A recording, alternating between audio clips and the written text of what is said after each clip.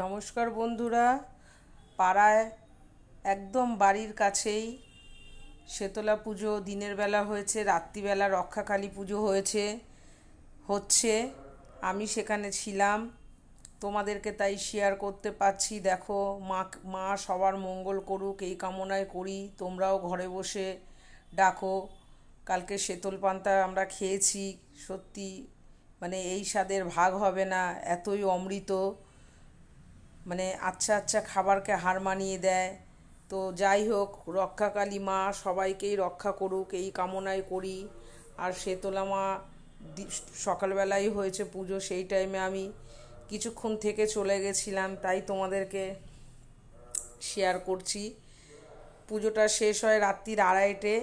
ওই জন্য মাকে যখন বিসর্জন দেওয়া হয় রক্ষাকালী মাকে, সেটা আর দেখায়নি, কেননা মা চলে যাচ্ছে। সত্যি এটা খুব কষ্টের, ওই জন্য আর ভিডিও তো দেখায়নি। তো তোমরা দেখতে থাকো, সঙ্গে থাকো।